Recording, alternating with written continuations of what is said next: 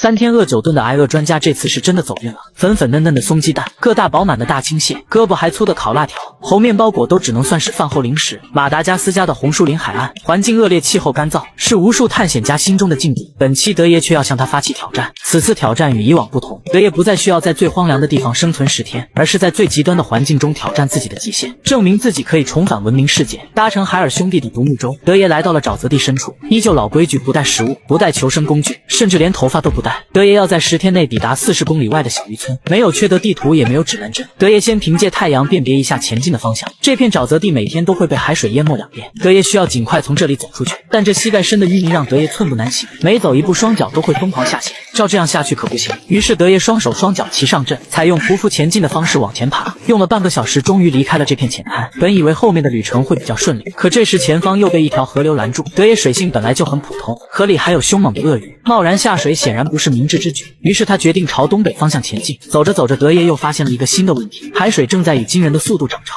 看来此地不宜久留，而且眼下天色开始变黑，德爷需要尽快找到一块干燥的地方过夜。沿着浅滩步行了半个多小时，德爷发现前方不远处有块凸起的沙地，看起来还没有被潮水淹没过。走过去发现果然十分干燥，德爷激动地发出给，今晚就暂时在这里将就一晚。时间来到第2天，今天的目标是离开浅滩进入森林，因为他已经2天没有喝水了，他还必须留意路上可能有水源的地方。走了3个多小时，德爷终于来到了森林，走在干燥结实的地面上，让德爷的心情十分愉快。还没等他高兴完，前方突然冒出来一只松鸡，凑近草丛一看，里面竟然有几枚鲲蛋，这可把德爷高兴坏了。鸟蛋不仅能补充些许水分，还能提供蛋白质。看着这粉粉嫩嫩的鸡蛋，德爷迫不及待送进嘴里一饮而尽。补充完能量，德爷继续出发，往前跋涉了10几里地，来到了一片猴面包树林。猴面包树在当地被誉为生命之树，中空的树干和深扎地底的根茎不仅能储存水分，结出的果实还是当地人赖以生存的食物。跋涉了这么久，德爷早已又累又渴，挑了个阴凉地休息片刻。为了补充水分，他打起了猴面包树根的主意，拿着树棍一通捣鼓，用了半个多小时，终于挖出来一根。这玩意看起来和山药差不多，德爷迫不及待放进嘴里大口咀嚼起来。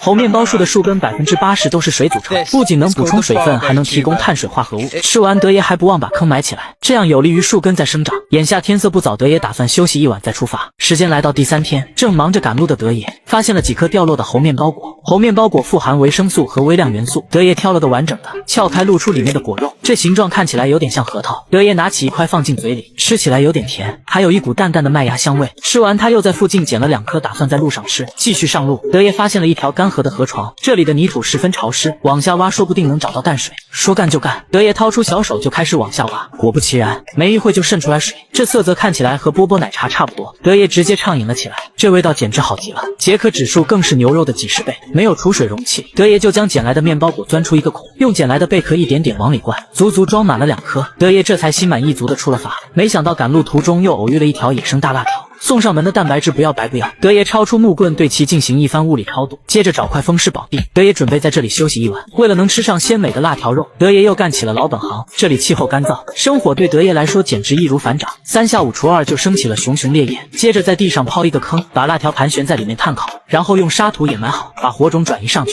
就可以静静等待美味出炉了。很快夜幕降临，鲜美多汁的辣条肉就烤好了，吃起来不柴不腻，咸淡适中，蛋白质含量是牛肉的几10倍。吃饱喝足，德爷美美的睡了一觉。时间来到第4天，德爷收拾好行李继续出发，沿着河床前行，德爷的速度明显快了许多。不出意外的话，德爷很快就能抵达目的地。可糟糕的是，德爷所携带的淡水已经所剩无几了。在找到新的水源之前，德爷必须合理分配好仅剩的淡水。于是德爷一边赶路一边留意水源，可从早上走到下午都没有找到水源。就在德爷体力即将耗尽的时候，前面终于出现一个小水坑，这里距离红树林沼泽非常近。德爷不抱希望的浅尝一口，没想到是淡水，顾不得过滤煮沸，德爷直接开怀畅饮了起来。有了水源的德爷打算安营扎寨，顺便来到红树林沼泽寻找食物。这片红树林生活着许多青蟹，德爷在地上发现了许多洞，里面应该有只个头不小的螃蟹。德爷用木棍往里面捅了捅，还真让他抓到一只，看这个头起码有2斤半重，仅有一只显然是不够吃的。德爷又找到个更大的洞，里面的那只青蟹个头更大，德爷想直接伸手进去把青蟹掏出来，可就在这时，